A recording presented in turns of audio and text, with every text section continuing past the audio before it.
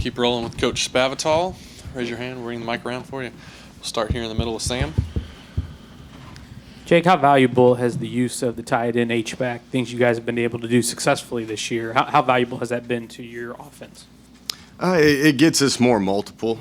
I think the more looks that you can throw at any defense is going to help us out, especially with development of Caden, how he's came along being a senior and just how he approaches the game. He brings that edge that we needed. And then you look at Jordan Davis. I think Jordan's getting better each week. He's a different kid from when he started in spring ball till now. And, when those guys are playing at a high level, you don't want to put the whole game on their shoulders, but if you can package them in certain situations, it definitely can help us offensively and just being a little bit more multiple and give the opponent, some more looks to prepare for throughout the week. Here in front, Gabe, and we'll go to Brent. Jake, how good is this front seven? How difficult are they to run on? Even really good running teams, that's what they do. They're having trouble doing it. But how important is it to try to get there some way, find some balance? Yeah, you got to be able to run the ball. They are a very physical team. Their front seven is probably one of the best in the country. We know the task at hand. I think we're looking forward to the challenge. We got to find ways, unique ways to get the ball, if it's on the perimeter or if it's running up the middle on them. But we just got to be a little bit more innovative than what we've had. I think with what the plan that Coach Christensen's got in the run game, I think it's going to be pretty good versus these guys. Right in front, Brent. Coach Sumlin described Kyle Allen as no nonsense, even on y'all's recruiting visits with him and so forth. Did you find him to be that way even as a high school kid and just a little bit on his recruitment?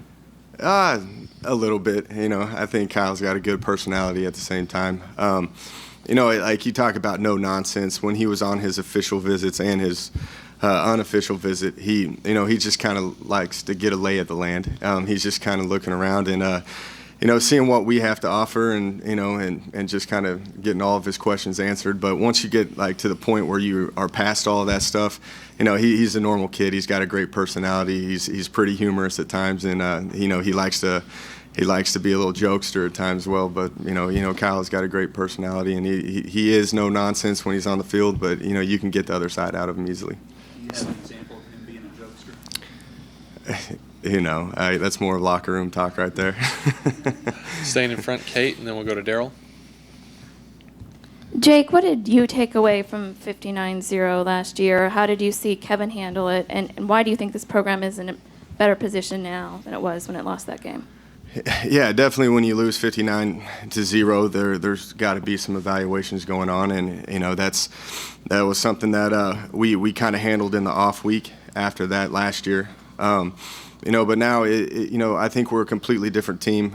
We talked about physical toughness, mental toughness, and just, physical strength, the physicality of things. And just we put that approach throughout the off season, and you can actually see that progressing, throughout this year. I think we're, mentally and physically light years ahead of where we were last year at this point, and I think it's a different team. But, losing 59-0, you still are always going to look back at that and think about that. But, it's like what we tell our kids, we got to move on and play the next play, and how can we, correct our mistakes and move on. I think we've done that so far. Standing in the back, Daryl. I hate to bring it up, but you guys have been very good at protecting the football recently. Is there anything that you've done to maybe turn the corner, or is it just that the guys know that turnovers can get you beat? Yeah, it's something that we preach every single week with these kids. Like Coach Sumlin, every Tuesday he's going to do a turnover margin with the team, like a speech that he does with the team. Every single day we're emphasizing it in drills, to unit meetings as well.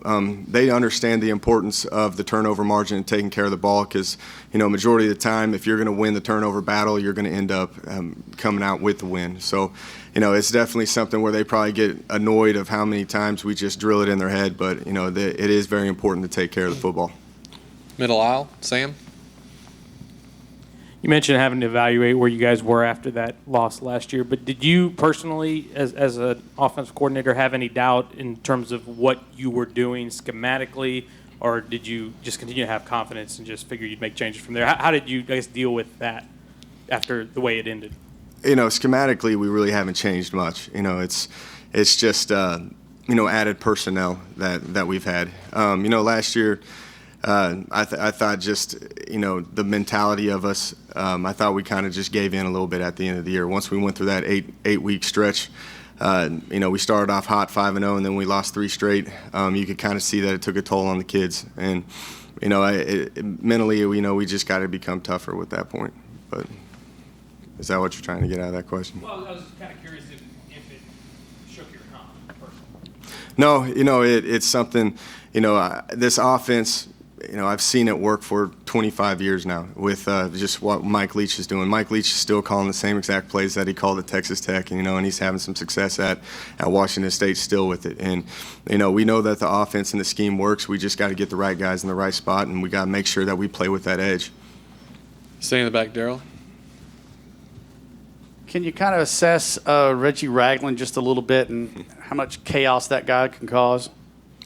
Yeah, he's a very talented kid. Obviously he's the leader of that defense. He gets them lined up where they need to be. He plays very physical.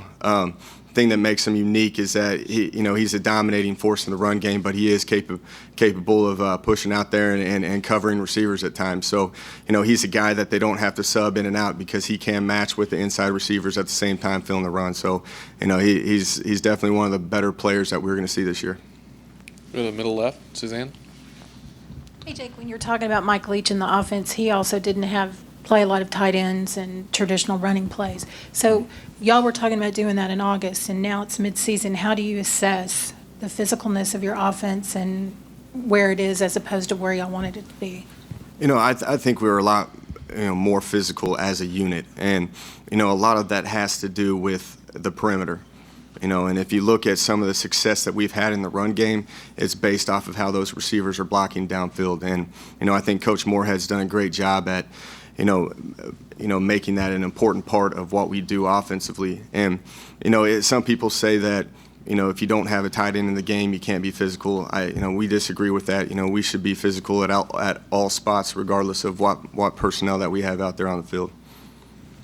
Go back to the back. Christian Kirk has been a kind of a big play, big game guy. Have you seen anything different in his eyes in the last week or so? I mean, it doesn't get bigger stage than this, I wouldn't think, in the regular season. No, I don't think there's going to be anything changed with his demeanor. I think he was just happy to have a bye week so he could heal up a little bit. So you can see that he's happier where he's not just taking a beating all the time. But I think Christian. You worried about him going into that first game, which that was a pretty high stage playing Arizona State, his hometown, on a national spotlight. But I think he's shown that he'll rise to the occasion regardless. So, I don't think he's going to be changed at all. Anything else for Coach Spavital? Right here in front, Gabe. Jake, what have you seen from Ricky's growth in the physical department, and how big a role could he play in a very physical game like this? Yeah, he can play a huge role, just definitely with his size, his ability to run and block, actually. He brings that mismatch up as being 6'6", 245 pounds. Definitely you should be able to outblock some people, but he's still, he can jump out of the gym and you can use him in some matchup opportunities. Ricky's coming along. A lot of people don't realize, but like in that Nevada game, he had probably 4 or 5 blocks downfield that cost touchdowns for us. And the kid, he doesn't get the credit that he deserves at times. But he didn't have any catches in that Nevada game, but he blocked unbelievable in that game. And you just talk to the kid. Everybody's going to get upset when they don't get the ball. But, he's patient. He knows his time's going to come. He goes out there in Mississippi State, and he has 4 catches pretty early in the game and a touchdown. So, this team's becoming more selfless, and they're starting to block for each other and play for each other, and they know that when their opportunity comes, they take advantage of it. All right. Thanks, Coach. All right, thanks.